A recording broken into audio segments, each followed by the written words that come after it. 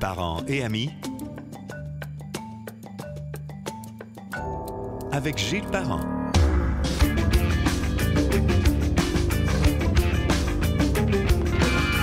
Bonjour et bienvenue sur Parents et amis. On peut nous écouter sur gilesparent.com, Spotify, Google Podcast, Balado de Apple et le canal YouTube sur le vocable Parents et amis. Aujourd'hui, c'est un podcast, un balado très particulier. J'ai comme invité Denis Anger, journaliste et j'allais dire photographe. Historien. Ça m'est arrivé d'en prendre. Ah oui, oui. Mais t'étais à une époque où il y avait des photographes. Maintenant, oui. Tu devrais, si t'étais dans ton métier, tout faire aujourd'hui probablement. Exactement. À l'époque, on avait le journaliste qui faisait le reportage, on avait le photographe qui prenait les photos, qui complétait le travail du journaliste. Ensuite, il y avait un laboratoire où il y avait des gens qui étaient des techniciens qui développaient les photos, qui étaient des photos argentiques comme aujourd'hui. Oh mon Dieu! Les vieux 35 mm, notamment Nikon, Canon. Il y avait une fierté à faire ça. Mais autre temps, autre mœurs, comme on dit, hein? Une des choses que j'avais en tête depuis plusieurs mois, puis je disais à ma blonde, penses-tu que Denis aimerait faire ça? Elle a dit, bien certainement. Elle a dit, je sais pas s'il veut le faire, mais s'il veut le faire, ça va être intéressant. Je t'explique, puis j'explique aux auditeurs de quoi il s'agit.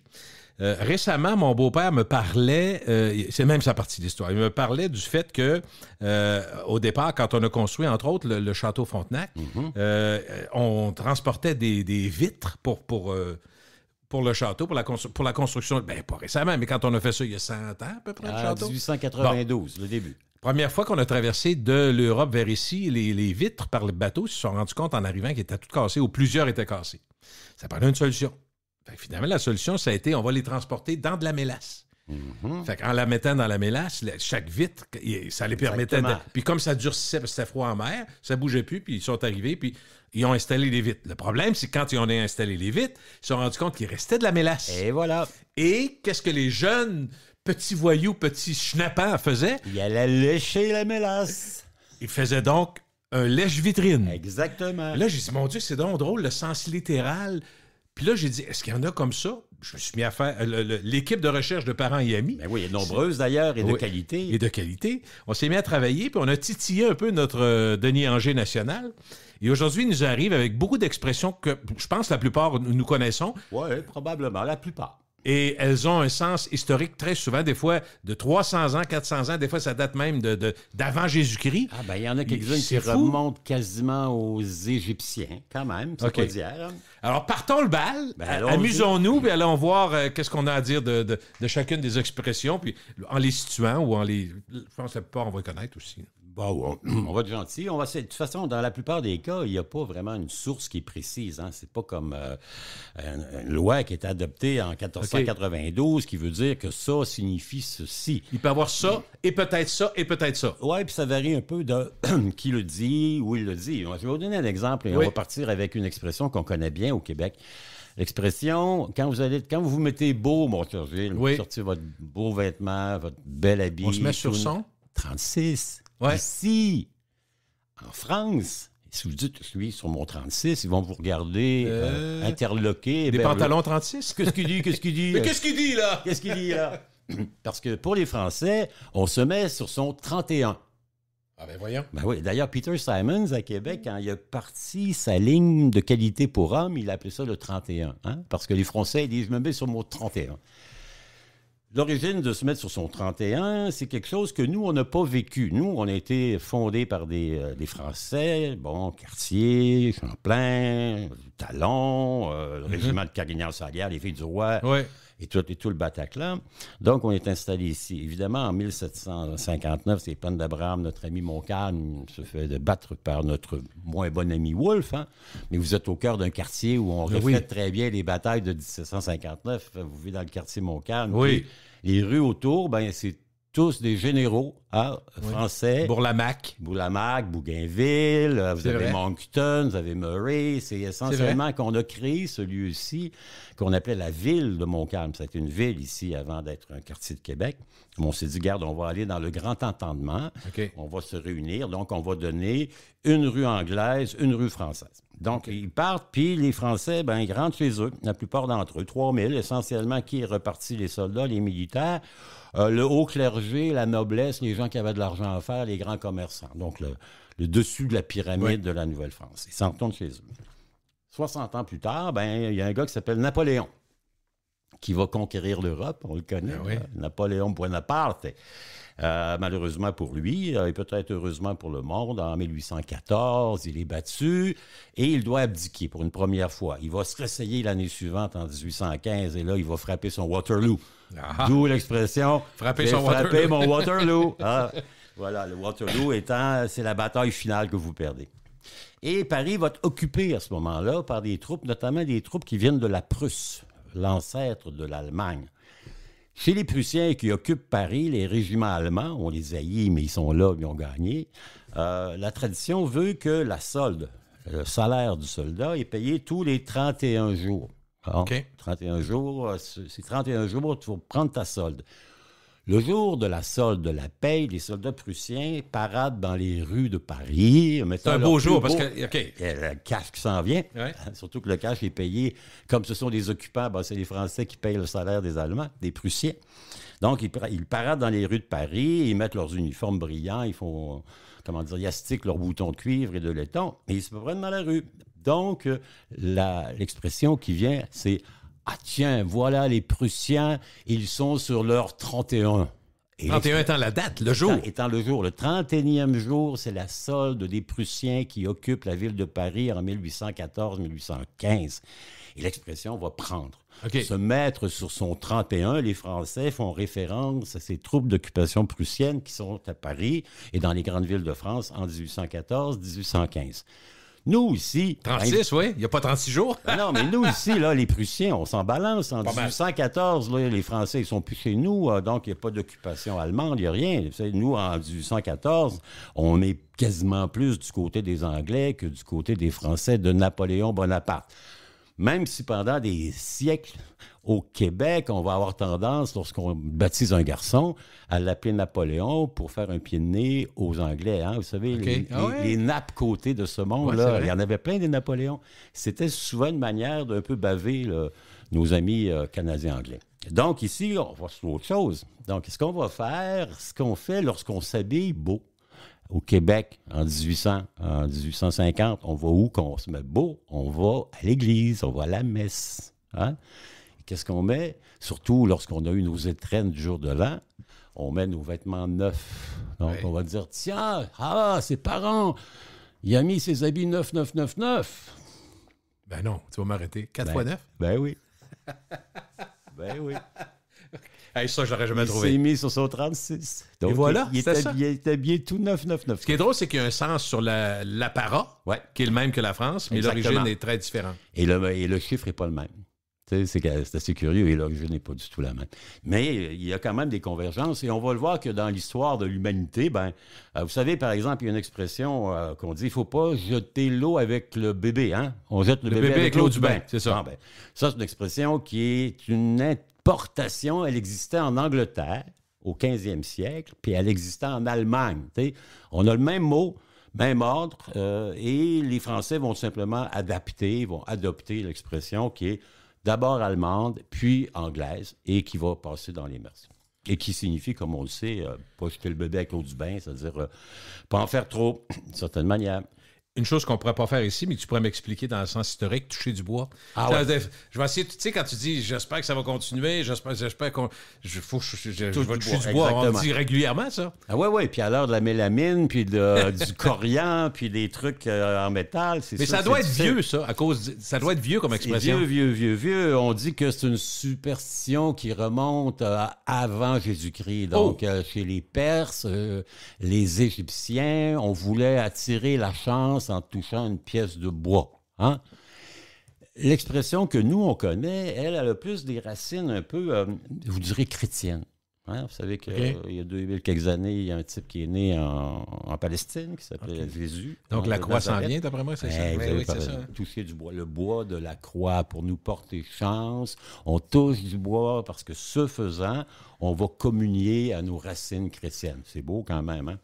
Quand vous avez une tête de bois, ça n'a rien à voir avec la croix de Jésus-Christ. Mais Toucher du l'origine bois. probable, c'est celle-ci. Oui, exactement. Pour nous. Dans OK, notre OK. tradition de francophone, parce que la France, on a toujours dit que c'était la fille aînée de l'Église catholique. Donc, il y a un lien très important. Puis c'est sûr que notre génération, Gilles, on aura probablement été la dernière à vivre l'espèce d'omniprésence de l'Église. Hein. Quand on était jeunes, nous, là, l'école primaire, c'était les frères, c'était les bonnes sœurs, ils contrôlaient le secondaire. C'était pas très négociable, l'Église. Hein? Oh non, monsieur. Ils contrôlaient l'éducation, ils contrôlaient la santé. Hein, les hôpitaux, les crèches, les hospices, c'était essentiellement des communautés de sœurs. Québec était une ville qui était une ville au sans clocher. Hein, il y avait des soutanes partout. Là, ça a bien changé. Mais on est ça, le toucher du bois, la croix, la présence de Dieu dans nos vies, elle est partout à cause de cette tradition. Denis, si on est dans le trouble tous les deux, puis qu'on se rend compte qu'on n'est pas sorti de l'auberge, on n'a pas fini avec nos problèmes, donc c'est une expression qu'on entend. Et mon Dieu, on n'est pas sorti de l'auberge. Ben, c'est parce qu'on a pris trop de boissons, peut-être. Là, je me demandais s'il y avait un lien, ça n'a pas de lien avec la boisson. Non, parce que ça n'a rien à voir. C'est curieux, hein, parce que c'est ça, moi j'ai toujours pensé, bon, ben, on est à l'auberge, le cheval n'a pas été ferré, j'ai été séduit par la fille de l'aubergiste, je ne suis pas sorti de l'auberge. Non, le mot vient, non, parce que le mot auberge, à travers les années, pour nous, une auberge, c'est un établissement, un hôtel. Souvent licencié aujourd'hui. Exactement. On pense à ça, oui. Hein, l'auberge du Grand Quai, l'auberge de l'Étang, il y en a plein des auberges. Mais il nous manque la jeunesse, tu vas me dire, avant? Dans le langage quotidien à l'époque du régime français, avant la chute, une auberge, les prisonniers appelaient auberge la prison. Donc, on n'est pas sorti de l'auberge. Pour eux, une auberge, c'est l'institution carcérale. Hein? C'est Donnacona, c'est Pointe... mon Dieu, je n'aurais pas deviné, là. Non, on n'est pas sorti de l'auberge, c'est-à-dire qu'on n'est pas sorti de la prison, de l'emprisonnement. Et c'est fou, hein, mais c'est comme ça. Aujourd'hui, ça veut dire qu'on n'est pas tiré d'affaire, parce que si je suis condamné à rester dans l'auberge, je suis condamné à rester entre les quatre murs. C'est pas sa décision. La personne qui est à l'auberge... Il n'est pas sorti de l'auberge parce qu'il va falloir que quelqu'un décide qu'il sort. Exactement. Si vous et moi, on va à l'auberge en payant pour une chambre avec vue sur le lac, ça va. Mais eux, à l'époque, non. C'était un cachot avec vue sur la très sympathique bouille du Geôlier. Donc, ne pas être sorti de l'auberge, c'est ça. On n'est pas... Puis, regardez, au Québec, on l'a adapté un peu parce que l'auberge, dans ce sens-là, le mot était vieux. Hein? On avait adopté le sens contemporain. Donc, nous, on l'a transformé par « on n'est pas sorti du bois ». Oui, c'est vrai. C'est un peu le même sens. OK, parfait. Bon, l'habit ne fait pas le moine. Ça, c'est une chose que... On part de celle-là, je me dis, est-ce que c'est encore vieux, ça aussi, plusieurs centaines d'années? Ça, c'est plus vieux que vieux. Là. Ça remonte vraiment au ce qu'on appelle le haut Moyen-Âge. Hein? Il y a longtemps. L'habit ne fait pas le moine. Ça veut dire qu'il ne faut pas se fier à ce que l'on voit. Hein? C'est pas nécessairement... Les apparences peuvent être trompeuses. Les apparences peuvent être trompeuses ou... la soutane peut être un peu capricieuse. Et ça remonte à... c'est intéressant parce que ça existe encore un peu. C'est une dynastie, 13e siècle. Un endroit qui s'appelle Monaco, quand même, la principauté, avec le sympathique Albert II, puis le prince régnier. Exactement. C'est vieux, ça. C'est vrai, la légende. Exactement. On monte au 13e siècle. L'ancêtre de ces princes sérénissimes, comme on les appelle aujourd'hui, il s'appelait Grimaldi. Et on raconte... La légende veut qu'il veut s'emparer de la principauté. Ceux qui sont allés à Monaco, c'est construit quand même sur une falaise. Au-dessus de la falaise, il y a une ça monte. Exactement. Il y a un phare. Ce qui est aujourd'hui le palais de sa résidence sérénissime, il y a un phare. Il y a une falaise là. Et on raconte que l'ancêtre Grimaldi a confondu les gens qui défendaient le phare, qui étaient des gens qui étaient au service de la principauté italienne de Gênes. Gênes n'est pas très loin en Italie. Ouais. Donc, c'est une principauté. Monaco n'appartenait pas à la France à l'époque, appartenait à des principautés italiennes. Donc, de manière à confondre les défenseurs. Ils ne sont pas très nombreux, mais une forteresse, c'est difficile à prendre si tu n'es pas capable de rentrer dedans. Donc, il met une stratégie en place, c'est ça? Exactement. Il invente le camouflage, hein?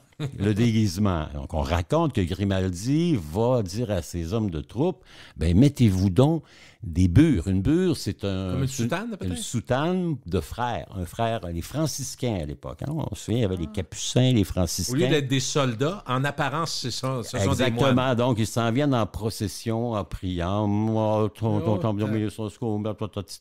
Les défenseurs de la citadelle de Monaco vont y prêter pas tellement d'attention. Et une fois que les bons frères sont entrés dans la citadelle, évidemment, sous la bure, il y a l'épée, la dague, le crochet et tout ce qu'il faut. Et on dit que c'est ainsi que la famille Grimaldi est devenue la régente de la principauté de Monaco-Monte Carlo. C'est beau, hein? La vie ne fait pas le moine, effectivement. Faire attention Méfiez-vous des apparences. Aux apparences. Exactement. Est-ce qu'on peut se ramasser gros gens comme devant? Ah ben oui. Gros gens comme devant. Si on n'a pas eu l'intelligence de voir que derrière la soutane, il y avait peut-être une cuirasse, ben on peut se ramasser gros gens comme devant et se faire prendre. Ça veut dire que tu n'es pas plus avancé, dans le fond, gros gens comme devant? Gros gens comme devant, ouais. Je me ramasse, ça veut dire que j'ai travaillé fort puis je suis rendu nulle part. Donc, j'ai pris bien des billets de loterie puis j'ai rien gagné. Hein. Je me ramasse gros gens comme devant. C'est-à-dire que mon château de cartes s'est un peu effondré.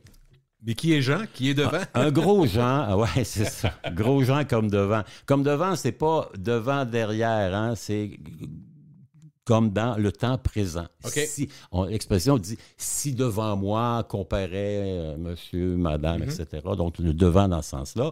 Gros Jean, c'est un peu, comment dire, la manière qu'on avait pour traiter quelqu'un qui n'était pas trop intelligent. Okay. C'est un gros Jean. Le fou du village, pour certains cas? Ouais, gros Jean, c'est quelqu'un qui a pas, comme dirait Manon Massé, c'est pas le pogo le plus éclairé du groupe. OK. Donc, ça part de là. Donc, on se ramasse gros Jean comme devant parce que malgré tout ce qu'on a fait, ben gros Jean, il allait jamais nulle part parce qu'il n'y avait pas l'intelligence de... Il me fait penser un peu dans... il y a une pièce de Steinbeck qui s'appelle « Des souris et des hommes ». Oui, les gens ont peut-être vu ça. Oui, moi, Une interprétation notamment extraordinaire de Loisel à l'époque. Hein. Son frère, celui qui est décédé, et celui qui joue le rôle de Georges. C'est un gros Jean comme l'époque. C'est un simple d'esprit. Qui, malgré tous ses efforts, ne fait que des mauvaises choses. Donc, on se ramasse gros gens comme devant. C'est ça. On est comme le Canadien. Le Canadien, ces temps-ci, il joue pas mal gros gens comme devant. La meilleure volonté du monde peut aider, mais peut conduire aussi aux pires catastrophes. On dit l'enfer est pavé de bonnes intentions. Ah ouais, ben ça, c'est vieux. Hein, c'est vieux. Ça vient beaucoup de la tradition catholique, hein, chrétienne. Le chemin de l'enfer est semé de bonnes intentions, pavé de bonnes intentions. C'est-à-dire que la rédemption, elle se gagne un jour à la fois, une bonne œuvre à la fois, et que t'as beau faire le mieux, ben souvent, tu vas te ramasser en enfer. Le chemin de l'enfer est semé de bonnes intentions.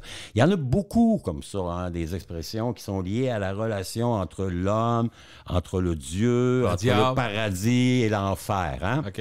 Il y en a une au Québec, on l'utilisait beaucoup, c'est que le bon Dieu châtie ceux qui l'aiment bien. Hein? Ouais. Bon, ben ça, c'était une manière de faire en sorte que les pauvres employés dans les usines, ils ne se ferment pas. Tu ne l'emporteras pas en paradis. Hein? Ouais. Tous ces dictons-là. C'est tout à fait lié, là. Ouais, mais... Où il est plus difficile à un homme riche d'aller au ciel qu'à un chameau de passer par le pas d'une aiguille. Le pas d'une église. Encore une aiguille. Hein? Le chat d'une aiguille, c'est tout petit. Hein? C'est le petit trou dans lequel on passe le fil. Donc, c'était vraiment beaucoup la société qui était la nôtre à cette époque-là. L'enfer pavé de bonnes intentions, est-ce que ça peut être aussi... Tu as des bonnes intentions, mais tu n'as rien fait pour réaliser ça? Est-ce qu'il y a un côté... entre le vouloir faire des choses puis le faire, il y a peut-être un écart? Exactement. Okay. Exactement. Tu as plein de bonnes intentions, mais tu n'as pas fait de rien. Tu n'es pas à la bonne place. Okay. Tu as des bonnes intentions, mais pas dans le bon côté. Autre expression qu'on entend beaucoup, j'ai hâte de voir d'où ça vient, c'est avoir pignon sur rue. Ah ben oui. Je présume que pignon sur rue, ça a rapport à la rue puis ça a rapport à une maison. Oui, pour une fois, ça ressemble un petit peu à ce qu'on connaît. Là. Okay. Un pignon, un sens littéral un peu. Une rue. Ouais. Ben, à l'époque... lorsque vous étiez... il n'y avait pas beaucoup de gens qui étaient propriétaires au départ. Là, on remonte beaucoup. On remonte au 16e siècle. Okay. La manière dont les gens construisaient leurs maisons, les taxes à l'époque étaient imposées en fonction de la largeur de la maison. Ce qui fait que quand vous allez en Europe, la hauteur, vous allez voir, les maisons, elles sont assez étroites et plutôt hautes. Hein? Oui. Parce que la taxe est payée sur la largeur du frontage, comme on disait à l'époque. Et... souvent, la maison, elle a 3 étages. Le premier étage, au rez-de-chaussée, c'est la boutique. Hein. C'est l'endroit où vous faites du commerce, vous êtes forgeron, vous êtes boulanger. Le deuxième étage, c'est l'endroit où vous demeurez. Et le troisième, c'est souvent l'entrepôt. Pour avoir accès à l'entrepôt à partir de la rue, ben, il fallait avoir une manière de monter les pièces. Donc, on avait besoin d'avoir une espèce de potence en haut avec une poulie Hein? Et il y en a encore. Il y a des gens qui connaissent bien Québec. J'ai déjà vu ça. Oh, ben, on voit ça encore aujourd'hui. L'auberge Saint-Antoine, à Oui. Québec, sur la rue d'Alousie, quand vous passez devant, remarquez, il y a une espèce de secteur qui est comme jaune. Et quand vous regardez en haut, vous voyez un pignon. Un pignon, c'est quoi? Ben, c'est un triangle qui se dresse au-dessus de la construction, de laquelle sort une potence où était à l'époque une poulie, où on prenait le matériau qui arrivait en bas, on le montait à force de bras d'homme et grâce à la poulie en haut. Donc, on construisait un pignon. Donc, si quelqu'un a un pignon sur rue, il est quelqu'un qui a réussi. Parce qu'il est propriétaire d'un immeuble. Premier point, propriétaire. Deuxièmement, Exactement. souvent du commerce en bas. Donc, il est plus riche que la moyenne. Exactement. Il a pignon sur rue. Pignon sur rue. Une compagnie a pignon sur rue. Lorsqu'on dit, par exemple, on fait souvent cette référence Oui. dans le cadre commercial, industriel. J'ai maintenant pignon sur rue à Paris. C'est quand même... Fierté, c'est ça. Donc, On est là. C'est beau. Donc, on voit bien, ça, c'est vraiment l'image. Le pignon, la rue, la maison, le pignon, la potence, l'entrepôt, le succès et une certaine prospérité. Chaque chose que tu dis est importante, donc le diable est dans les détails. Ça aussi, Tout se lit. Oui, ben c'est sûr. Hein? Ça aussi, c'est un truc qui vient notamment de l'Allemagne. Hein? C'est-à-dire que l'expression elle existe d'abord, on la trouve d'abord en allemand. D'ailleurs, c'est Nietzsche, le célèbre philosophe Nietzsche, qui l'a écrit la première fois du 9e siècle. Et on va l'apprendre en allemand, d'ailleurs, c'est Der Teufel steckt im Detail. Ah ben oui, Quand même, hein? détail. Détail. C'est assez curieux parce que l'allemand, il y a quand même pas mal de mots français. Hein, le détail, lorsque par exemple vous parlez d'un coiffeur, vous savez que plus ça va, moins on en a besoin d'un coiffeur. Ça va très bien, moi. Mais en allemand, un coiffeur, vous savez comment on appelle ça? Non. Un friseur.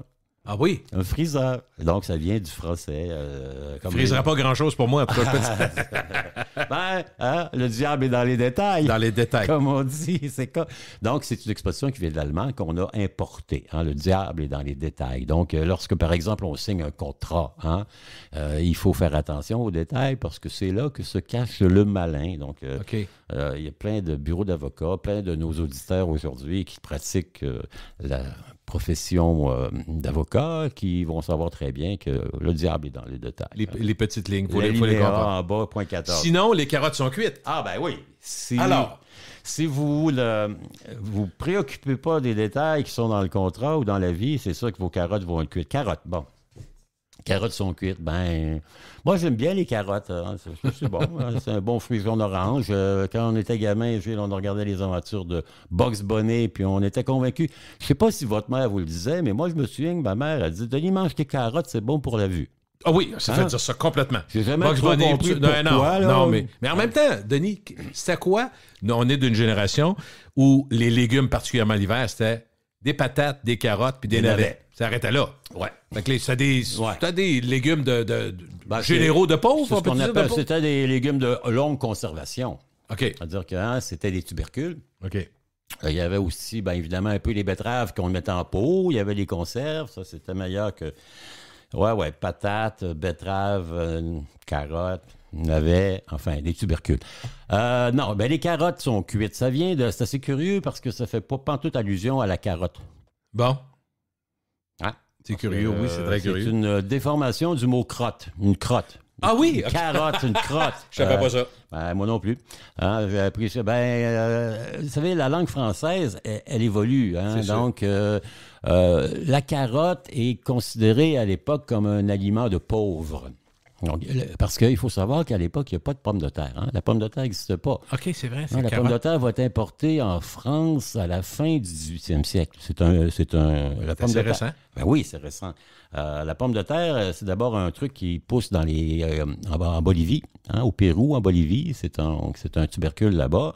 Les Espagnols vont arriver, vont voir que les Indiens, les Incas, les Mayas mangent ça. Et finalement, ils vont l'importer en Europe, où ça va être considéré pendant très longtemps comme quelque chose d'un peu réservé aux animaux. Et ce n'est qu'à la fin du 18e siècle qu'un type, et il y a un nom prédestiné, là, c'est le diable est dans les détails. Il s'appelle, c'est un fermier général. Donc, les fermiers généraux en France, c'est une classe assez élevée de la grande petite noblesse qui s'occupe de l'approvisionnement. Et il s'appelle Parmentier. Bon. Parmentier, potasse Patate. parmentier, sauce parmentière, ben c'est lui. C'est lui qui va, comment dire, convaincre les Français de manger des patates parce que il voit très bien qu'ils s'en servent pas, donc il a une idée. Hein, et là encore, là, c'était le bon Dieu était dans le détail. Il dit, regarde, s'ils pensent que c'est précieux, ils vont peut-être se l'approprier. Donc, il va faire planter des champs de pommes de terre à Paris, dans le jardin des plantes, et il va mettre des gardes.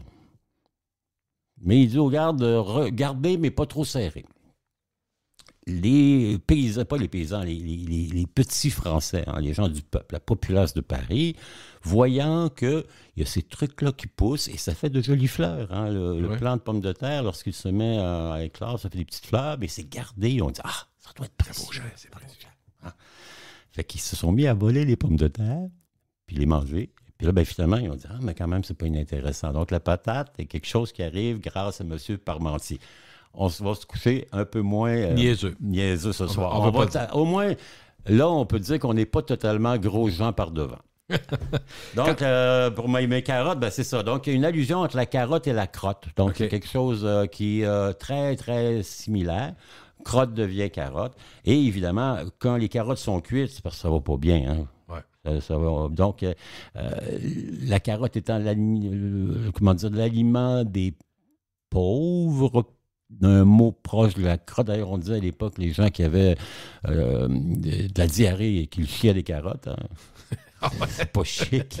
Ben, c'est ça. C'est l'origine. Ben, exactement. OK, parfait. Exactement. Allons avec une autre expression, une main de fer dans un gant de velours. On entend ça, donc une autorité ferme, mais une apparence plus douce. C'est ça. Donner l'impression que vous avez... Elle est belle, hein? C'est quand même une belle expression.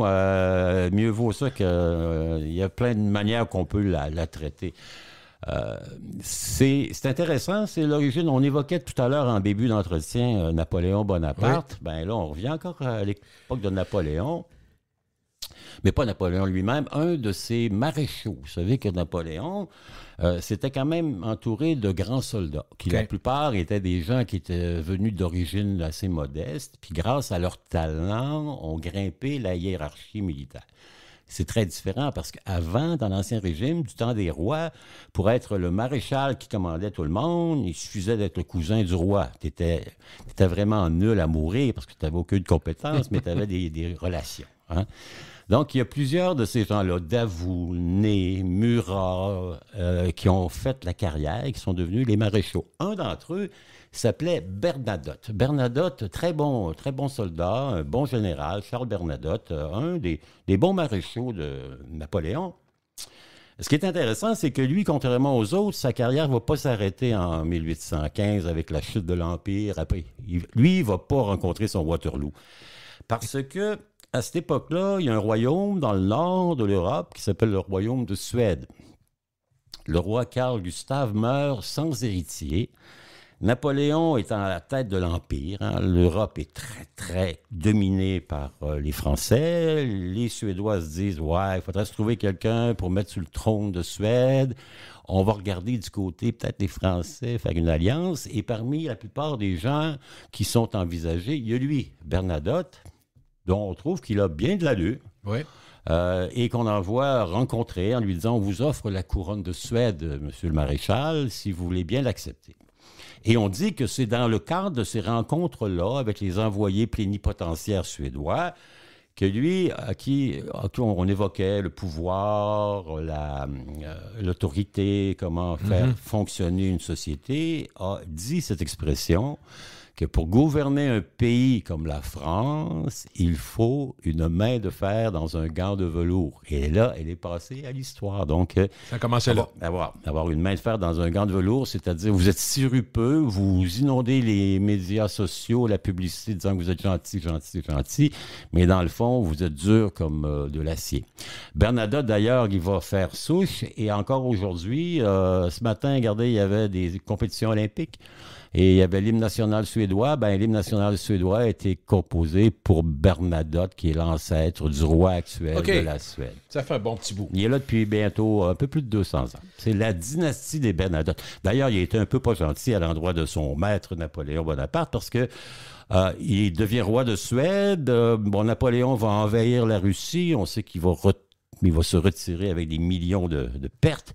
Et Bernadotte va être convaincu de se joindre à l'alliance des pays contre Napoléon. Et lors de la Grande Bataille des Nations en 1814 à Leipzig, l'arrivée de Bernadotte et des Suédois va précipiter la chute et la défaite de Napoléon Bonaparte. Donc, Bernadotte, très, très, très, très apprécié en Suède, un peu moins dans les cercles bonapartistes français. Pourrait-il être une tête de Turc? Oh my God! La tête de Turc, un bouc émissaire dans le fond. Ah ben oui, tête de Turc. Expression importante aussi. Oui. On l'utilise encore, tu sais, c'est des expressions. Tête de Turc, c'est quelqu'un sur lequel on aime taper. Hein? Oui, et voilà. Ça remonte à la grande opposition entre les chrétiens et les musulmans. OK, là, on remonte à longtemps. Les croisades. Les croisades sont d'abord contre les Sarrasins, qui sont plus des Arabes. Les Turcs, c'est une tribu qui vient d'Europe centrale, qui s'en vient. C'est les successeurs des Huns. Hein? M. Trudeau aurait dit les Ostrogoths du temps.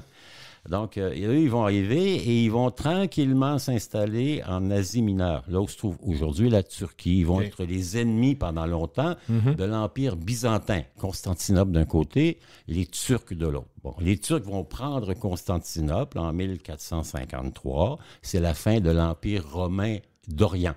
Donc, la fin des Romains. Et les Turcs sont considérés comme nos ennemis parce qu'ils sont envahisseurs. Ils arrivent, ils occupent la Turquie actuelle, ils vont occuper la Grèce, la Bulgarie, la Roumanie, ils vont faire un grand bout jusqu'en Hongrie, ils vont faire le siège de Vienne 2 fois, et la dernière fois, c'est quand même en 1683, c'est quand même... Donc, c'est l'ennemi, la tête de Turc. Donc, un Turc, c'est fondamentalement un ennemi, et on va en faire un peu l'objet sur lequel on aime taper. Par exemple, dans les fêtes foraines au 19e siècle. C'est drôle que je pensais à ça. Je me disais, tu sais, quand tu fais oui, c'est ça.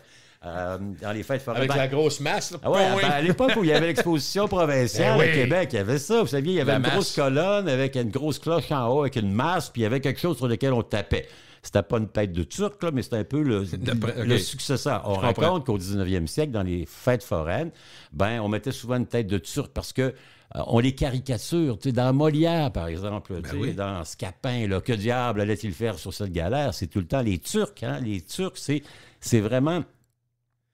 C'est le newfie de l'époque. Pas seulement l'expression. On voit l'expression. Puis donc, en termes réels, souvent, dans les fêtes foraines, sur ces grosses colonnes où on tapait, plutôt que de mettre un coussin en velours, on mettait une espèce de tête qui ressemblait à un Turc à cause du turban. Hein? Ça fait comme une espèce de grosse boule. Puis quand vous tapez dessus, ça fait ding!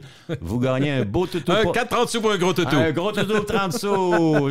Par ici, la petite madame. Il ne faut pas ménager la chèvre et le chou. Ah ouais, ça, parlant de Turc et de dents. Ouais.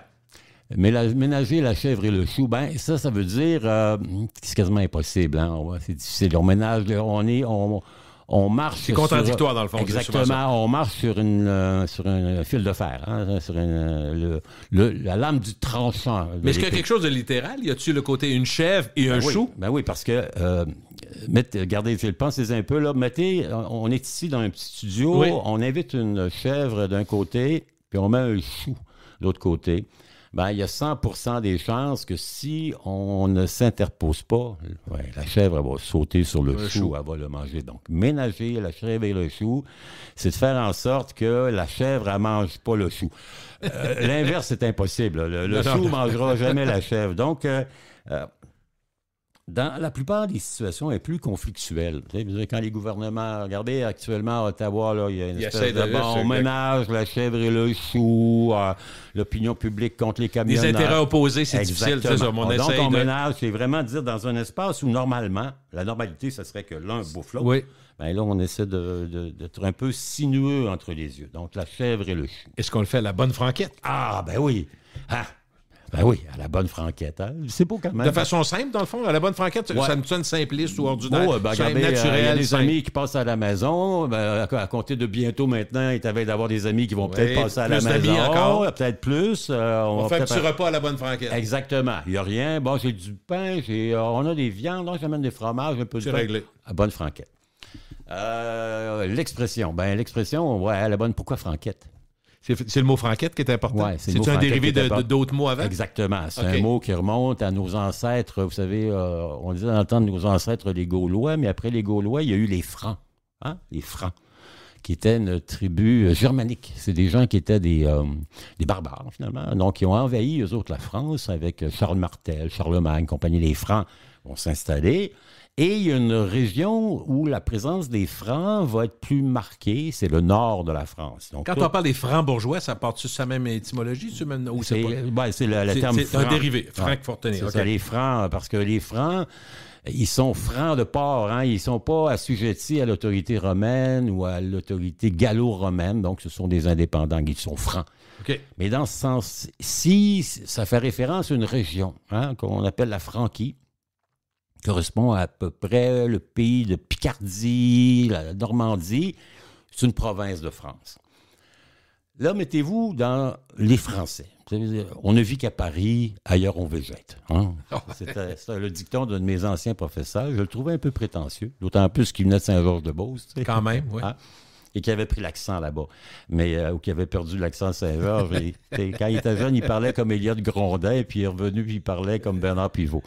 Et donc, les Francs, le nord de la France, on y mange, bien, mais sans apparat. Okay. Donc, on y fait, un pain, une soupe. On mange à la franquette. Hein.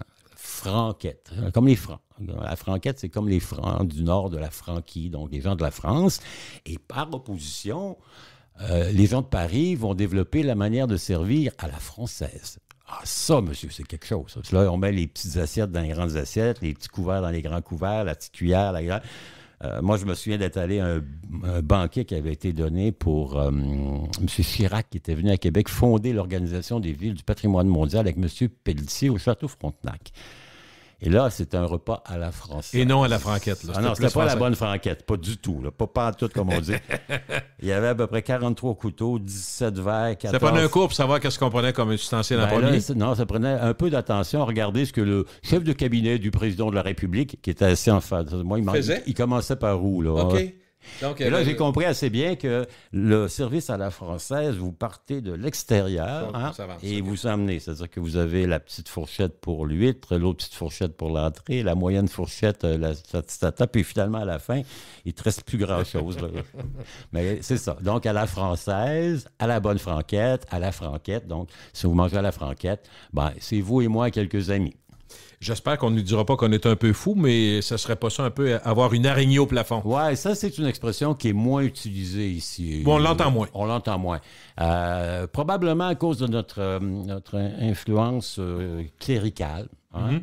Mm-hmm. On dit que c'est une expression qui prend ses origines dans une pratique de l'époque à Paris, qu'on appelait comment on appelle ça? Le proxénétisme, la péripatéticienne, la maison close. C'est une expression que Pigalle représente un peu, là. Un peu, oui. À l'époque, je m'en vais voir les petites femmes de Pigalle, hein, c'est un peu ça. Donc, les maisons de passe, les prostituées qui parlaient, c'était des appartements un peu miteux, moches. Hein? Et il y avait parfois des araignées qui étaient au plafond. Donc, et par déformation, les filles de joie, pour qui la vie n'est pas toujours si joyeuse que ça quand même, l'expression, c'est j'ai une araignée dans le plafond, je suis un petit peu sauté. C'est-à-dire que j'ai comme ou j'ai un client qui est un peu sauté. Okay. Alors, Albert, il a des araignées dans le plafond. C'est-à-dire qu'il est un peu... un peu dingue. Débile un petit peu. C'est un peu fou. Donc, avoir une araignée dans le plafond, c'est être un peu fou. C'est avoir il n'est pas méchant, mais pas mal fou. Est-ce que c'est... quand on dit « ce n'est pas une sinécure », c'est pas une sinécure. C'est pas une sinécure. Est-ce qu'on l'utilise bien? D'où ça vient, dans le fond? C'est sûr, on entre dans dans notre héritage des latins. Hein? Sinécura. OK, c'est du latin, ça vient du latin. Oui, ça s'applique au départ. Une sinécure, c'était un prêtre, un clerc de l'Église qui avait une charge, mais sans obligation. Donc, je suis là, on me nomme abbé d'une abbaye qui est payante, parce qu'il y a plein de choses, mais je n'ai pas rien à faire. Donc, j'ai une sinécure, un bénéfice sans avoir d'obligation. OK. Par déformation, puis en voyant bien comment ces frères Toc-là prenaient de l'embonpoint, ne travaillaient pas fort, on a dit, il a une sinécure, donc il a un travail facile. Hein? Une job, une bonne position. Mais c'est ça, il y a peut-être quelques employés de l'État qui bénéficient de sinécure, qui sait. Mais c'est un mot qui est intéressant dans ce sens-là et qui peut être intéressant dans son antinomie. Donc, il y a un double sens. Une sinécure, c'est de rien foutre. Et lorsqu'on dit ce n'est pas une sinécure, ça veut dire il fait chaud à shop. C'est pas une sinécure, c'est de l'ouvrage, c'est dur. Ce travail-là, là, moi, je pose des C'est loin d'être facile. C'est loin d'être facile. C'est pas une sinécure que de poser de l'asphalte quand il fait 40 degrés ou de monter des bardeaux d'ardoise ou des bardeaux de toiture pendant l'été. Il y a avoir une sinécure, donc, poigner le beigne. Et c'est pas une signature, là. Tu travailles. Pogner le beigne, on l'a pas trouvé dans notre recherche, là, mais je pense que nos auditeurs vont comprendre un peu ce que c'est. Ce que ça veut dire. Alors, il doit y avoir un lien entre la forme, le beigne, on connaît la forme du beigne. Bon, quand vous avez des hémorroïdes, vous avez souvent, on vous dit, ben, prenez donc un coussin en forme de beigne. Donc, si pognez le beigne, il doit y avoir un lien entre... L'expression « jamais 203 », on l'utilise souvent. Ouais. C'est pas l'émission « Jamais 203 » qui avait été très qui était populaire. une déformation jamais 203. Ben là, je vous amène à... Connaissez Ken Follett, le type qui a écrit un roman qui s'appelle « Les piliers de la terre, les constructeurs de cathédrales ». C'est assez bon, c'est une super belle série, les romans. Ils ont fait une assez bonne série aussi à la télé. Donc, jamais 203. Fait référence à l'époque des constructeurs de cathédrales. Okay. L'expression disait si c'est tierce, c'est droit. 3, droit. Parce qu'évidemment, à l'époque, on n'a pas les mesures, on n'a pas le laser pour mesurer, etc. Non, donc, on doit s'y reprendre à 3 fois pour être certain que la mesure que l'on prenne soit correcte. On le fait une fois, la deuxième fois, on valide, mais là, on valide finale la troisième. Tierce fois, c'est droit. Donc, jamais 203. Voilà l'expression. OK. Dans les bras de Morphée. Alors, on monte vraiment. Alors, on était avec les Égyptiens tantôt, qui se touchaient du bois. Là, Morphée, on est dans la mythologie. La mythologie ancienne, chez les Grecs, chez les Morphée, c'est un demi-dieu, c'est comment dire? Les rêves et les songes? Exactement. Okay. Il a donné d'ailleurs son nom à la morphine. La morphine. OK, ça vient de là. Oui, Morphée, c'est vraiment ça. C'est un dieu des songes et il endort les gens. Donc, tomber dans les draps de Morphée, c'est vraiment tomber endormi. On ne souhaite pas que les gens pensent ça de nous aujourd'hui dans le podcast qui ne tombe pas dans les bras de Morphée. Oui. Sinon, on passe du coq à l'âne. Ah oui. Là, on est un petit peu sur les jeux de mots un peu, comment dire, olé-olé de l'époque. OK. L'humour de l'époque. Oui, un humour un petit peu gaillard. Là, un peu gaillard, c'est ça. Passer du coq à l'âne. C'est parce que dans cette expression-là, qui est une expression ancienne, passer du coq à l'âne n'est pas un âne. Non, ça va bien. C'est quand même drôle, parce qu'à l'époque, le cousin du coq s'appelle le canard. Et le coq, lui, il est marié avec la poule. Et à l'époque, la canne, on ne l'appelle pas la canne, on l'appelle l'âne. Donc, l'âne...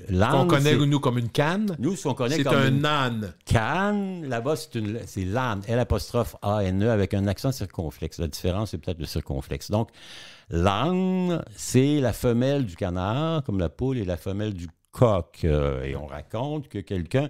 vous savez, l'expression, en gros, passer du coq à l'âne, c'est-à-dire un peu se promener n'importe où, n'importe quoi. Pas un sujet à l'autre, pas de transition, bing bang. Des fois, pas nécessairement avoir de lien. Nous, ici, c'est organisé. On n'est pas du coq à l'âne, malgré que parfois, on promène d'un sujet à l'autre. Donc, on raconte qu'il y a un coq qui, à l'époque, a confondu l'âne pour la canne. Et il a honoré de sa présence de coq. Et donc, l'expression de passer du coq à l'âne, c'est du coq à la canne, plutôt que de faire du coq à la poule ou du canard à la canne. Donc, il y a une espèce de confusion des genres. Et on a l'expression qui est un petit peu vulgaire quand même au départ. Finalement... devenu plus populaire. C'est moins pire que... c'est ça. On l'a un peu, civilisé. On n'a pas dit du coq à la canne. On a dit, du coq à l'âne. Malgré qu'on imagine un peu que le coq et l'âne, la relation doit être un peu particulière. Et si on a d'autres chats à fouetter, est-ce qu'il y a des chats parce qu'on les fouette? Oui, il n'y a pas de quoi fouetter un chat. Oui, même chose. On a d'autres chats à fouetter. Il n'y a pas de quoi fouetter un chat, c'est vrai que c'est semblable. Ça, c'est vraiment très, très répandu. C'est une expression qui est utilisée partout. Le chat...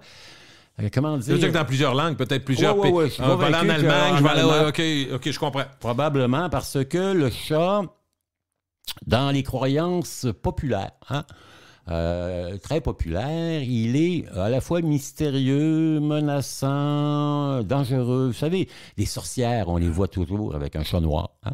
Un chat noir. Donc, fouetter un chat... Les yeux qui brillent dans le noir. Exactement, c'est dans le noir. C'est moins affectueux. On pense que c'est un peu plus sournois. Donc, fouetter un chat, il n'y a pas de quoi fouetter un chat. Donc, fouetter le chat, c'était un châtiment qu'on lui infligeait. Pas de quoi fouetter un chat, c'est-à-dire que ça vaut pas la peine de s'en occuper. C'est pas si pire que ça. Pas si grave. Non, OK, non. ben, tu sens. Mystère et boule de gomme, M. Anger. Ça, mon Dieu. Là, c'est vraiment un mystère et boule de gomme.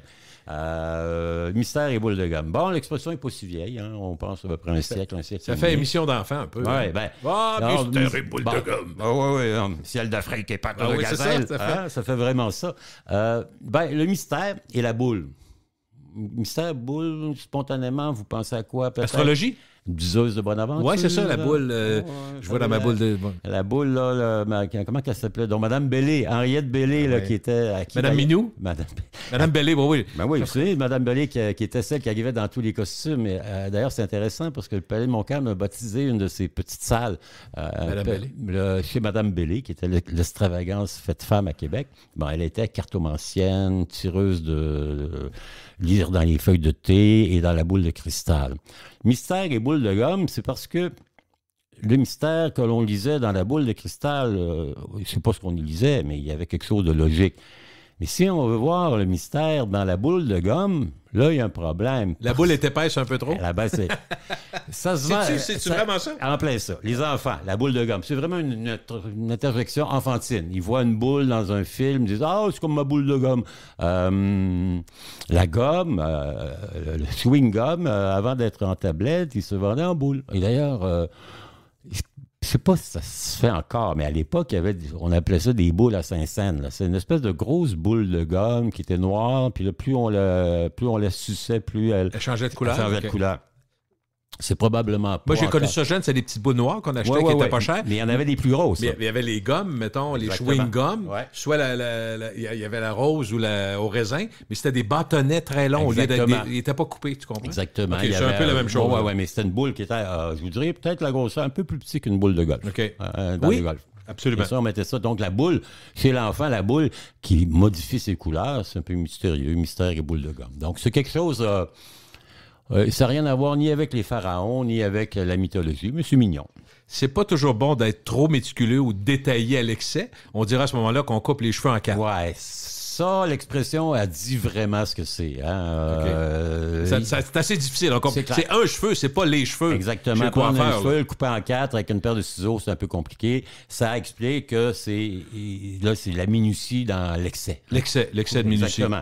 Couper en quatre. Aujourd'hui, ça se ferait avec des lasers, mais à l'époque où l'expression est apparue... Ça voulait dire, regarde, calme-toi, là, c'est trop. Là. C'est mission impossible. OK. Arrête de couper les cheveux en quatre. Là. Et le jeu n'en va pas la chandelle. Ah, ça, c'est intéressant. Le jeu n'en va pas la chandelle. Ouais, je l'aime beaucoup, ça. Ben, vas-y, conte-nous ça. Là, on remonte à peu près à l'époque de Molière, Corneille-Molière. Okay. On remonte au 17e, 18e siècle, à peu près.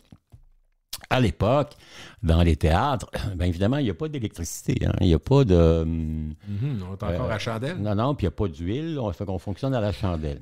La chandelle. Les chandelles coûtent très cher à l'époque. Oh, OK. Il faut les importer parce qu'il y a 3 types de chandelles. Donc, il y a la chandelle de base qui est du suif, ça pue, ça sent pas bon. Ensuite, il y a aussi une espèce d'éclairage qui est fait avec du gras de baleine, de l'huile de baleine. OK. C'est un peu mieux, mais c'est avec la polyarde. Puis, finalement, il y a le cierge, la chandelle, qui est fait habituellement avec de la cire d'abeille. Dans les églises, ça doit être celle-là qu'ils ont. C'est vraiment dans les églises, les palais, etc. Dans la maison... Chez le notaire, ils l'ont probablement. Exactement. Dans la maison que Pignon sur rue, il y a probablement plus ça que de l'huile de baleine. Mais c'est cher et on doit éclairer le théâtre avec ces cierges-là, ces chandelles-là. Donc, l'idée que l'on a, et l'expression dit, j'écris une pièce. Oui. Hein? Et les pièces sont intéressantes parce qu'à cette époque-là, les pièces ne durent pas beaucoup plus qu'1 heure parce que c'est la durée de vie de la chandelle. Wow! OK. Hein, on l'allume au début de la représentation, puis elle va couler, puis quand il y en a plus, c'est fini, merci. Et l'expression de dire le jeu n'en vaut pas la chandelle, c'est une pièce qui n'est pas si bonne que ça, à tel point que ça ne vaut pas la peine de gaspiller bien de l'argent pour acheter des chandelles parce qu'on va les faire brûler pour rien. Donc, c'est ça, c'est l'expression. Le jeu n'en vaut pas la chandelle, lié au théâtre. Le jeu, on joue au théâtre. La chandelle, elle éclaire le théâtre. Et la durée de la combustion de la chandelle détermine si la pièce vaut ou pas la peine d'être jouée. J'en ai parlé au début, faire du lèche-vitrine. Je sais pas si ce que moi j'ai entendu de mon beau-père, c'est la seule. Ça a du sens? Ça a bien de faire du lèche-vitrine. Ça a bien de l'allure, du verbe lécher, là. Okay. Licher, comme on dit. Mais je trouve que l'expression, elle est superbe lorsqu'on fait la référence à la melasse dans laquelle on mettait le verre pour pas qu'il éclate. Et que les enfants du coin allaient se régaler. Se pourlécher en léchant. Hein? Ça devait être... Non, on l'imagine, on le voit. Hein? On voit tous les petits gamins, les petits gavroches, la gang y aller. Québec, 19e siècle. Il faut tourner 7 fois sa langue avant de parler ou tourner sa langue 7 fois avant de parler. Ça, là, on remonte encore il y a très, très longtemps. Là. On remonte à l'Ancien Testament. Mm-hmm. Un roi de Judée, là, un des grands rois, le roi Salomon, hein? Dont la sagesse du roi Salomon, le jugement du roi Salomon, il avait écrit qu'il faut tourner sa langue 7 fois dans sa bouche avant de parler. Réfléchir, donc. Prenez le temps de réfléchir. Prenez le temps de réfléchir. Je vous dirais qu'à l'époque des médias sociaux, du n'importe quoi, de Joe Spatule 44 qui dit n'importe quoi. Ça serait pas fou? Ça serait peut-être pas bête. De le ramener? Mettons au moins 2 fois. C'est vrai. Donc, Salomon. Deux fois on l'accepte. D'ailleurs, vous connaissez le célèbre jugement de Salomon, non? Ça vous dit quelque chose? Il y a un qui est très reconnu, c'est que le roi Salomon à Jérusalem, dans son palais, il accueille les gens et il est le juge suprême. Donc, il y a une femme qui se présente devant lui en disant « Ma voisine m'a volé mon enfant. Elle a kidnappé mon enfant. » Quand on le dit kidnapper, vient de kid, un enfant. Et l'autre femme se présente avec l'enfant, dit non, c'est mon enfant, c'est pas le sien. Fait que le roi Salomon, dans sa sagesse, a dit vous êtes les deux, il y a une irréductible contradiction. Prenez l'enfant, vous, mon garde, coupez-le en deux et donnez-en la moitié à chacune. La femme éplorée qui a porté la plainte lui dit « sire, non, qu'elle le garde, je ne veux pas que mon enfant meure. » Et là, Salomon, dans toute sa sagesse, lui a dit « voyez-vous, le cœur de la mère a parlé et c'est à elle l'enfant. » Qu'on lui donne l'enfant et qu'on exécute la mécréante. Un jugement à la Salomon. À la Salomon. Ouais. On n'est pas trop... On the spot quand même. On n'est pas trop gros gens comme devant. OK. Donc, le plancher des vaches. Là, moi, vous savez, j'ai beaucoup aimé la navigation dans ma vie. Hein? Donc, les bateaux.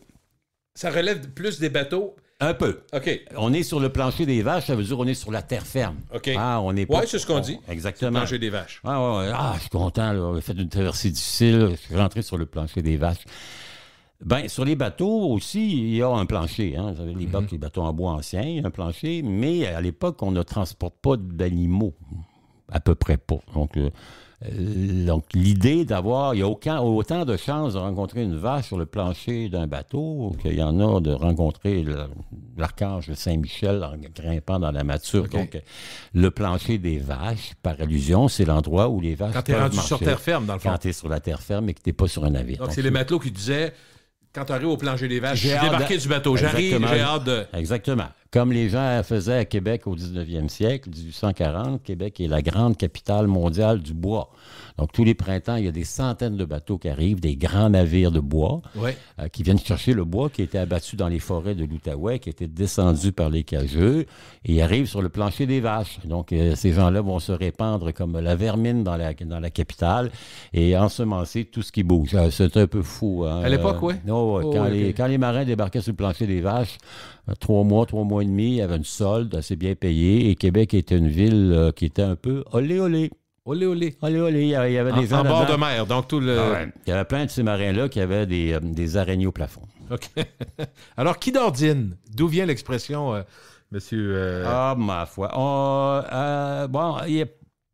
il doit y avoir plusieurs... il y a plusieurs, mais celle qui est intéressante, c'est... elle fait référence à l'époque médiévale. Les premiers voyages, les gens se déplacent. Hein? Oui. Puis même ici, là, en Nouvelle-France, entre Québec et Montréal, on a le chemin du roi. Et à peu près à tous les 7-8 000, il y a une auberge. Hein? On revient à nos auberges, c'est le fun. On n'en sort pas. On n'est pas sorti de l'auberge, c'est le cas de le dire. Mais là, c'est les vraies auberges. Donc, à l'époque, dans les auberges, bon, c'était pas chic, hein. C'était une chambre, un tas de paille dans un coin.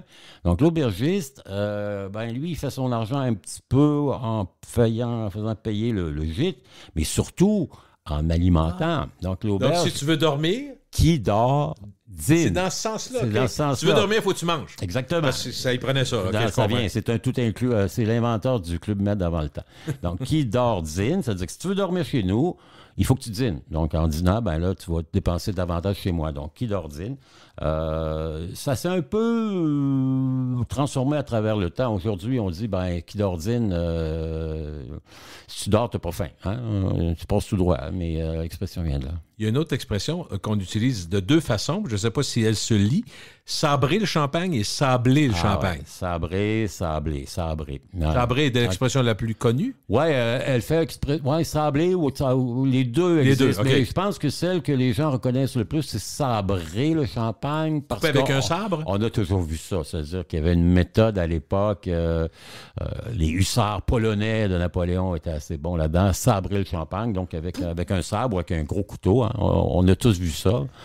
D'ailleurs, Il y a une mode qui est revenue récemment où on donne ça. Quand tu sais plus à quoi donner en cadeau à ton frère Un ou à ton sabre oncle. pour sabrer le le champagne. champagne. Bah C'est oui. moins Tout le monde cher de- s'essaye puis casse des bouteilles. Exactement. Mais moi, ce que j'ai vu de mieux, il y a une série télévisée actuellement qui s'appelle Émilie à Paris, qui est assez bien Oui, faite. D'ailleurs, oui. la jeune fille, c'est la fille... Phil Collins, c'est ça? C'est la fille de Phil Collins, Émilie. La jeune Émilie. Et il y a un épisode où il y a un noble français qui veut épater des producteurs d'une publicité américaine en sabrant le champagne. Le problème, c'est qu'après 3-4 coups ratés, il s'est sabré le pouce. Oui, ça peut. OK, donc sabré, donc c'était une manière les hussards sabraient le champagne. Sabler le champagne, c'est parce que c'est différent, c'est pas ouvrir la bouteille. Sabler le champagne, c'est de le verser délicatement. Je sable le champagne et ça fait allusion à l'époque des ouvriers de la métallurgie. Ah! Lorsqu'à l'époque, on fondait des métaux. On les plaçait dans un moule de sable fin. Donc, on le versait Délicatement. bien à propos, délicatement. Donc, je sable le champagne. Hein. C'est un peu comme vous pouvez sabler une bière en la décantant OK. tranquillement. OK, tranquillement. Ou faire comme Si je verse tranquillement un liquide, ça va être je sablé. le sable. Je sable ma bière. Parce je qu'à sable. l'époque, le moule OK. était dans un sable doux, un sable fin.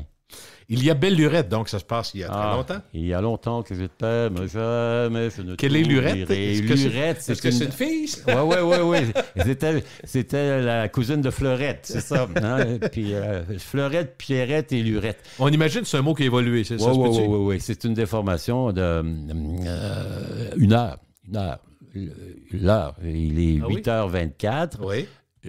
Urette, c'est une petite heure.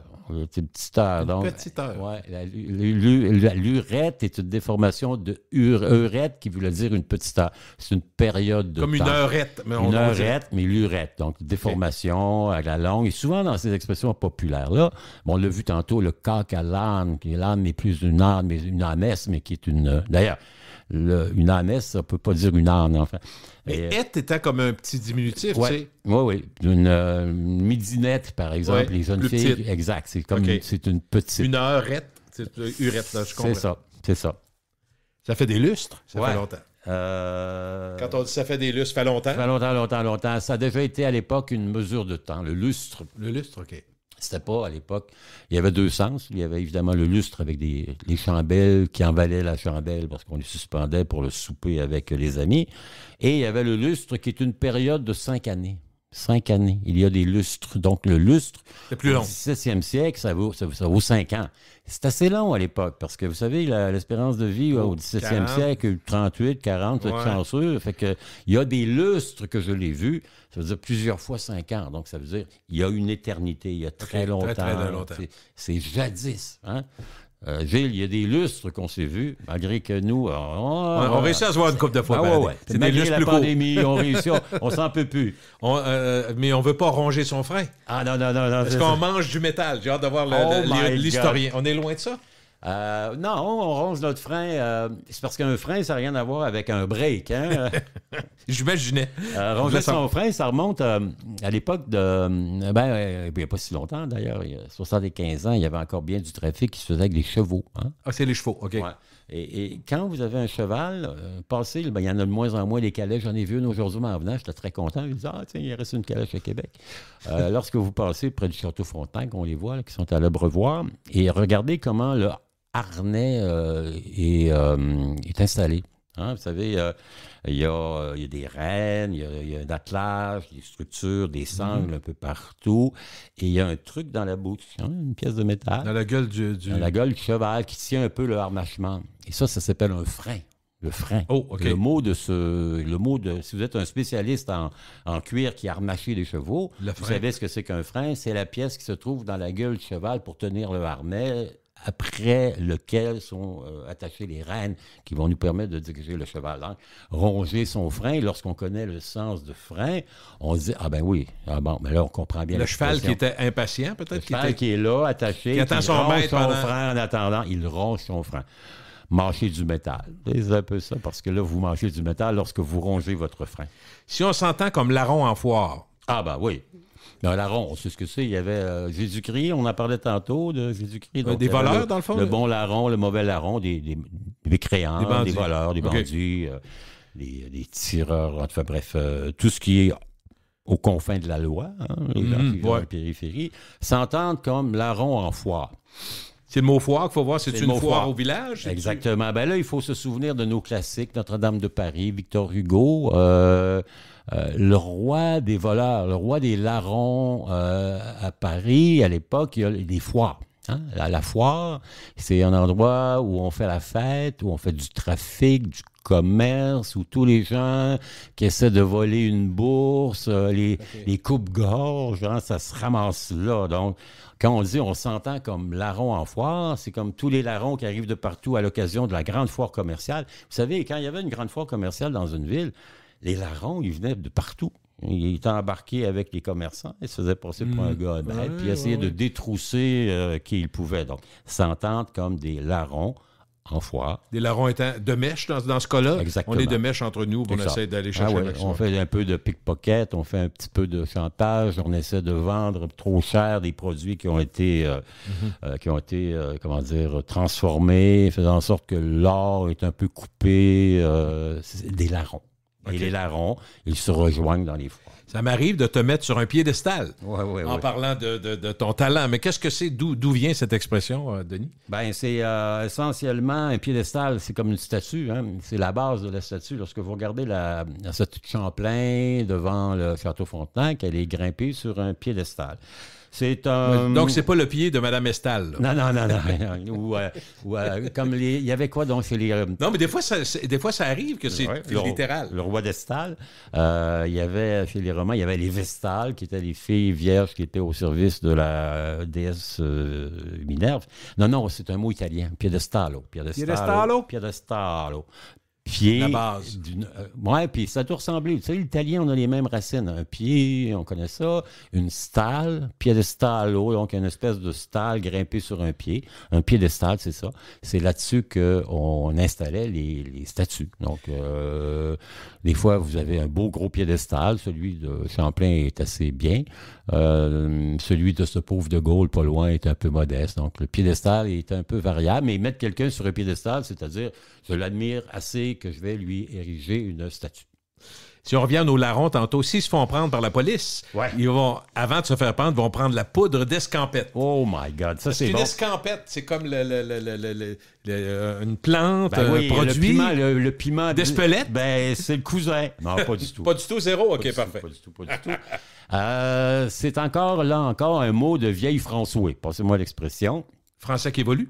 Vieux français, le français d'autrefois. Hein? Escamper, ça vient de décamper. Décamper. Donc, je décampe. Hein? Et là, on comprend mieux. Je prends la poudre de décampette, là, c'est parce que tu passes vite. Tu décampes rapidement. Donc, escampette, c'est un mot qui date du 17e siècle. Donc, il n'est plus utilisé, sauf dans cette expression-là, qui veut dire tu t'enfuis. S'escamper, là, c'est s'enfuir et sans honneur. Donc, si tu es sur un champ de bataille et tu prends la poudre d'escampette, T'es un chicken. OK. Si t'étais un bout en train, est-ce que tu travailles chez Via Rail ou ça n'a rien... Probablement que tu vas me dire que ça n'a rien à voir, là. Non, pas c'est parce qu'à l'époque, au 17e siècle, Via Rail n'existait pas encore. J'en doutais. La locomotive à vapeur, tu sais, ça date de 1820 à peu près, les premiers. Bon, le boot. Le bouter, c'est un vieux mot encore, c'est bouter, c'est faire quelque chose. Okay. Un boute-feu, par exemple, lorsque vous avez une équipe de canonniers, c'est celui qui arrive avec la mèche enflammée pour mettre dans le canon pour faire le boom. Donc, bouter. En train, ça n'a rien à voir. C'est bout en train, c'est quelqu'un qui est joyeux, qui est toujours en train parce que en train, j'étais en forme. Donc, je pousse le gars qui est en forme. Donc, je suis le bout en train. Je suis quelqu'un qui est sympathique. C'est encore une expression où le sens des mots d'aujourd'hui n'a rien à voir avec le sens des mots d'hier. Le bouteux, c'est quelqu'un qui fait quelque chose, qui boute. Quelqu'un qui est en train, c'est quelqu'un qui est joyeux. Donc, je fais quelque chose de joyeux. Je suis un bout en train. Un bout en train. Exactement. C'était au pied du mur. Ah, ma foi, ça, on voit bien l'expression, hein? Oui. C'est un mur, t'es pogné là? Ben, c'est ça. On t'est accumulé au pied du mur, comme on disait, ou acculé au pied du mur. Oui, c'est une vieille expression, ça, qui... comme disait le philosophe chinois, c'est au pied du mur que tu vois le mieux le mur, hein, et tu lui es confronté. Et ça vient de là, c'est ça? C'est vraiment... On te retranche devant le mur. Essentiellement, vous êtes poursuivi par une meute de chiens enragés, vous arrivez frappé sur un mur aveugle, vous êtes pris... Ça veut dire, vous êtes au pied du mur, tu n'as pas le choix que d'affronter ta réalité. Je suis vraiment... Puis on dit acculé au pied du mur. Ça, c'est encore pire, parce que vous avez le dos à côté, tu peux plus rien faire. Au pied du mur. Bonsoir, bonne chance. C'est mieux que d'être accumulé au pied du mur. Absolument. C'était de mèche, être de mèche. J'imagine, tu vas me dire, c'est pas mèche comme la mèche pour qui allume... le briquet ou la lampe ou la chandelle qui n'en vaut pas le jeu. Non, la mèche, c'est un mot qui vient de... je ne sais pas si vous aimez l'art lyrique, mais chez les femmes, vous avez ce qu'on appelle la contralto, hein? Vous avez la soprano, et entre les deux, vous avez la mezzo. Mezzo. M-E-Z-Z-O. Hein? Contralto, mezzo, soprano. Mezzo en italien, ça veut dire milieu. Je suis au milieu. Mezzo, transformé, il est de mèche, donc je suis au milieu. Je suis entre les deux. Je suis un peu de connivence avec les deux parties. Je suis de mèche, je suis du milieu. Je suis dans l'entre-deux. Origine italienne dans ce cas-ci? Mezzo. Mezzo est devenu mèche en français. Si on te dit, je vais te graisser la patte. Graisser la patte. Ouais. J'ai hâte de voir si c'est littéral, là aussi. Ouais, non. C'est pas une patte d'animal? Ou... Ouais, vous savez l'expression aussi, gras comme un voleur? Oui. Gras comme un voleur? Bon. La grosseur a toujours eu une espèce de connotation un peu péjorative. Hein? Si t'es gros, c'est parce que tu manges bien, tu prospères, puis si tu prospères, c'est probablement que tu t'en as mis plein les poches, tu t'es graissé. Hein? L'expression « t'engraisser », t'es graissé. Donc, graisser la patte, c'est dans ce contexte-là. Hein? Mon gras comme un voleur qui graisse la patte de l'agent civil en le soudoyant, en donnant de l'argent, en donnant une faveur. Ça peut être croche, donc, dans le fond. On dérive en disant... À la commission Charbonneau, il y a plein de monde qui ont graissé la patte de plein de monde qui étaient des gras comme des voleurs. OK, parfait. Hein? OK, alors si je te parle de trier sur le volet. Oui. J'imagine d'un village. Oui. Puis on trie sur le volet. Mais on connaît l'expression qui est choisir de façon précautionneuse. Très classe. Là, on vient à notre sable fin tantôt pour sabler le champagne. Donc tu tries sur le volet. Mais d'où ça vient? Ça vient d'un volet. Puis un volet qui n'a rien à voir avec la fenêtre. Hein? Trier sur le volet. Le volet, à l'époque, c'était une manière de tamis. Hein? À l'époque, évidemment, les gens, ils vivent en ramassant des céréales. Un tamis, dans le fond? C'est ça, comme un sas, là, un tapis. Puis, on fait un volet qui est une espèce de toile sur lequel on va sasser le grain pour séparer le grain de ce qui l'entoure. Hein? Donc, ce qui est bon à manger, ce qui ne l'est pas. Donc, vous prenez des grains de blé, vous allez les sasser sur un volet. Vous allez les trier sur un volet. Les grains, ils tombent et le reste, il reste au-dessus. Donc, la paille, elle reste au-dessus et le grain tombe. Donc, quand vous triez sur le volet, vous séparez le bon vin. C'est quoi l'expression? Séparer le bon grain de l'ivraie. On revient encore à l'Ancien Testament. Toujours. Donc, il livrait sur le dessus le bon grain de sang. Qu'est-ce que bâtir des châteaux en Espagne? On présume un peu, quand ça me semble quelque chose de impossible? Ouais, c'est-à-dire, c'est d'avoir des rêves inatteignables, réaliser avoir un projet impossible, bâtir un château en Espagne. Ça remonte à longtemps, bâtir des châteaux en Espagne.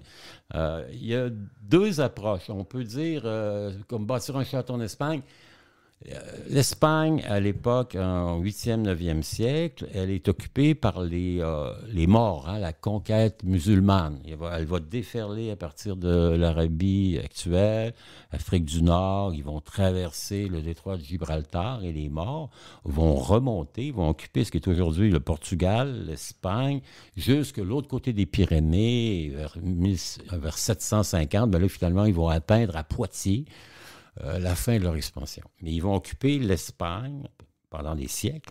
Il va falloir la reconquista chrétienne pour qu'ils se...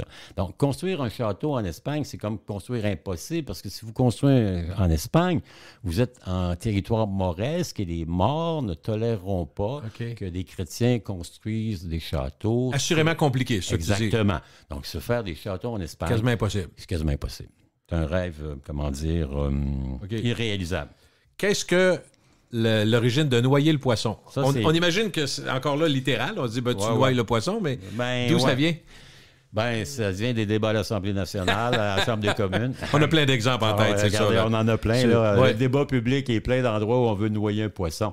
C'est parce que, voyez-vous, Gilles, noyer un poisson, c'est quelque chose qui est un peu curieux. Comment on fait pour noyer un poisson? Un poisson, naturellement, ne va pas se noyer parce qu'il vit dans l'eau. Mais dans notre sens, nous, on l'utilise on dit que pour créer la confusion, dans le fond, quand tu vas noyer le poisson, on va mêler le monde. Là. Le balayer en dessous du tapis. Ouais. C'est vraiment... exactement. Noyer le poisson, c'est... Il y a une origine littérale. On raconte que... je sais pas, moi, je connais pas assez la pêche, que les pêcheurs, à l'origine, pour faire en sorte que le poisson ne gigote plus, tu le noyais. Donc, Aujourd'hui, tu coupes la tête. Dans le fond, quand tu vas à la pêche, tu coupes la tête pour plus qu'il bouge. Ouais, ou on donne un petit... On l'assomme sur le bord de la chaloupe. Oui, aussi. Mais à l'époque, on le noyait, on le prenait, puis on le faisait littéralement parce que les ouïes du poisson sont habitués à avoir un volume d'eau qui est prédéterminé. Lorsque vous donnez plus de vélocité, il va se noyer, comme par exemple... Et si tu le mets juste dans l'eau, ça se peut que tu te noies avant lui. Ah oui, si tu le mets dans l'eau, c'est ça. Exactement. Donc, c'est assez embrouillé et brouillon. Mais noyer le poisson, je vous dis que ça a bien à voir avec la vie politique actuelle. OK, pauvre comme Job. Oh my God. Ça, c'est vraiment... Pas comme une job, là. Non, c'est parce que tu n'as pas de job, là. On remonte encore à l'Ancien Testament. OK. C'est vraiment Job qui était un homme d'une richesse incroyable qui a tout perdu et qui est sombre dans la misère la plus absolue. Et parce que, évidemment, c'est le diable, c'est Satan qui lui impose des épreuves. Et malgré ces épreuves, il garde la foi et il est sauvé. Donc, pauvreté extrême, Job. D'ailleurs, dans toute l'iconographie de la Renaissance, c'est un personnage qu'on voit souvent, c'est-à-dire quelqu'un qui va passer de la richesse très riche, absolue très pauvre, à la misère la plus...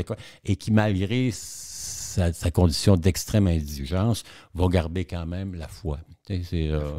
C'est un peu ce qu'on disait en début d'entrevue, vous savez, le riche dans le chat d'une aiguille, etc. Le bon Dieu punit ceux qui l'aiment. Bon, c'est le cas de Job. Tantôt, on parlait d'apparence sur les vêtements, tirés à 4 épingles. Oui, c'est pas être sur son 36. Non, mais on comprend que c'est dans la même lignée, j'imagine. C'est un peu oui, un peu. Okay. C'est-à-dire qu'à l'époque, pour avoir des vêtements, par exemple, si vous aviez votre carré Hermès au soie naturel, de manière à bien le porter, vous le mettiez sur une table et à chaque coin, vous mettiez une épingle pour que le tissu soit bien tendu et qu'il n'y ait pas de faux plis. Donc, vous êtes vraiment tiré à 4 épingles lorsque vous avez cette attention du détail qui fait en sorte que la pièce de vêtement qui recouvre votre corps ne soit pas marquée par des faux plis. Donc, vous êtes tiré à 4 épingles. Si on fait la cour, faire la cour. Mais si... La cour du roi. Que vous me semblez beau, si votre ramasse égale votre plumage, vous êtes sans contredit le phénix des autres de ce bois. Est-ce que c'est lié vraiment? Je fais la cour, oui, c'est essentiellement.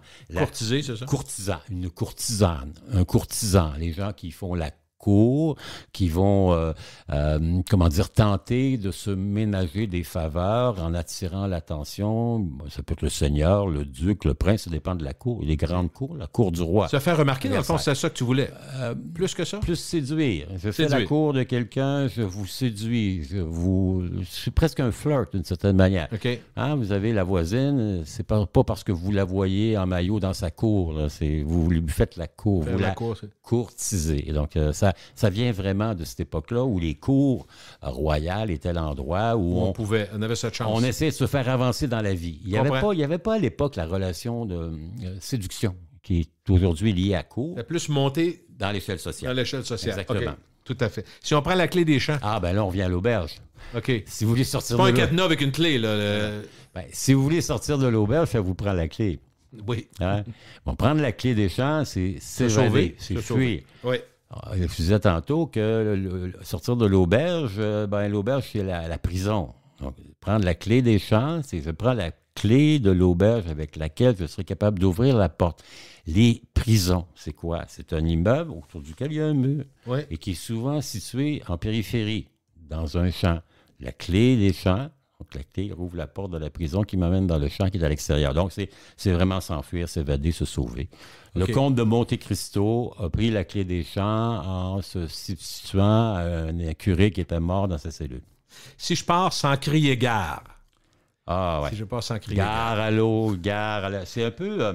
C'est partir sans prévenir, sans aller... Ouais. C'est fil à l'anglaise. Okay. Hein. C'est vraiment là...